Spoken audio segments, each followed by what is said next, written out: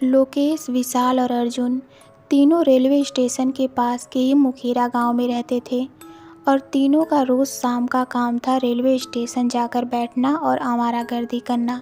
जैसे उनका वही एक काम था। एक तरह से कह सकते हैं कि वो तीनों आवारा लड़के थे।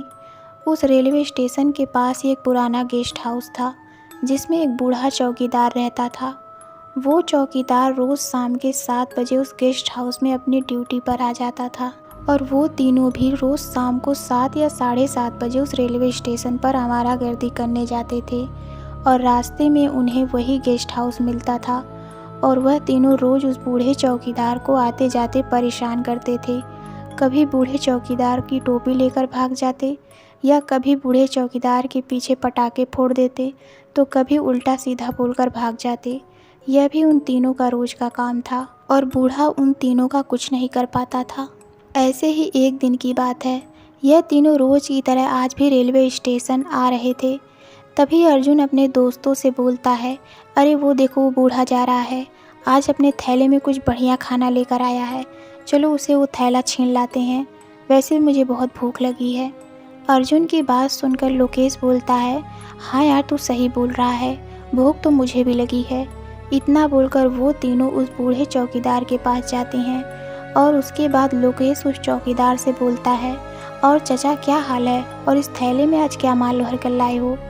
इतना बोलकर ही लोकेश ने थैला उस चौकीदार के हाथ से छीन लिया और कहा, अरे चचा तुम तो रोज़ ही खाना खाते हो, आज हम खाकर देख लेते हैं तुम कैसा खाना बनाते हो। विशाल की बात खत्म होते ही वो बूढ़ा चौकीदार बोलता है, अरे बेटा तुम्हें खाना ले जाना है तो ले जाओ, पर उसमें जो मेरी दवाइयाँ रखी है वो मुझे दे दो।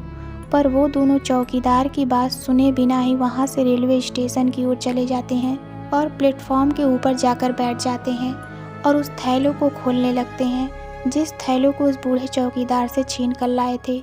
जैसे ही तीनों उस थैलों को खोलते हैं पहले तो उसमें से दवाइयाँ निकलती हैं और वो तीनों उन दवाइयों को साइड में फेंक देते हैं और उसमें रखा खाना खा लेते हैं। ऐसे ही अगले दिन जब यह तीनों फिर शाम को स्टेशन की ओर जा रहे थे तब वो तीनों आपस में ही बोलते हैं, आज फिर चौकीदार का खाना छीन लेते हैं। पर इस बार अर्जुन बोलता है, नहीं यार रोज़ रोज़ किसी का खाना छीनना सही नहीं है, थोड़ा उसके साथ मस्ती कर लेते हैं वो सही है, पर यार वो बूढ़ा चौकीदार अपने लिए खाना लाता है और हम छीन कर खा लेते हैं, और तो और कल हमने उसकी दवाइयाँ भी फेंक दी थी, मुझे लगता है यार हमें उसे माफ़ी मांगनी चाहिए। लोकेश और विशाल को भी अर्जुन की बात सही लगती है और वो उस गेस्ट हाउस के पास जाते हैं, पर उन्हें वहाँ वो चौकीदार कहीं नहीं दिखता। वो सोचते हैं कि शायद वो आज आया नहीं होगा, इसलिए वो फिर अपनी आवारागर्दी करने रेलवे स्टेशन चले जाते हैं। और अगले दिन वो तीनों फिर जब रेलवे स्टेशन जा रहे थे तो आज भी उन्हें वो चौकीदार गेस्ट हाउस में कहीं नहीं दिखता।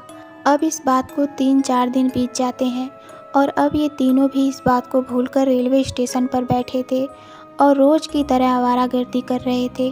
तभी पता नहीं क्या हुआ, लोकेश को जैसे किसी ने धक्का दे दिया हो। लोकेश सीधा रेलवे ट्रैक पर जाकर गिरता है और उसी समय उस ट्रैक पर ट्रेन आ जाती है और ट्रेन लोकेश को कुचल कर चली जाती है। विशाल और अर्जुन कुछ समझ नहीं पाए कि यह उनके साथ अचानक से क्या हो गया। अब लोकेश की मौत को पूरा 1 हफ्ता हो चुका था। तभी अर्जुन विशाल के घर उसको बुलाने के लिए जाता है। तब विशाल की मम्मी उसको बताती हैं कि उसको तो बहुत देर हुए घर से निकले। विशाल की मम्मी की बात सुनकर अर्जुन समझ जाता है कि वो स्टेशन ही गया होगा, इसलिए वो भी स्टेशन की ओर जाने लगता है। अभी अर्जुन कुछ ही दूर गया था कि तभी उस बूढ़े चौकीदार का बेटा दिखता है।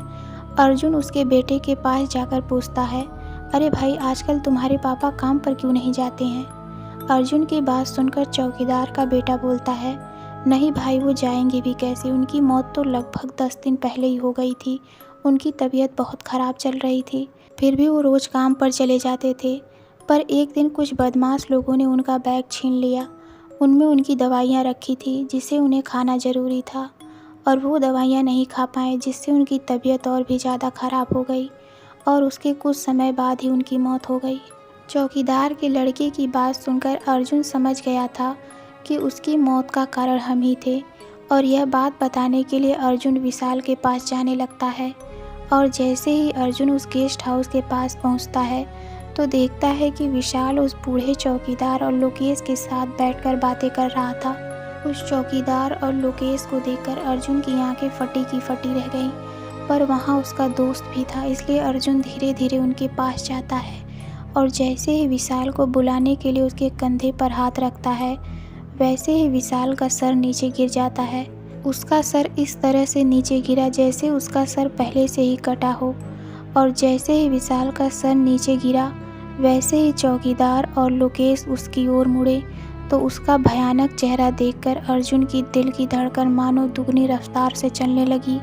तभी चौकीदार ने अर्जुन से कहा, क्या हुआ बेटा, डरो मत, क्योंकि अब तुम भी हमारे जैसे बन जाओगे।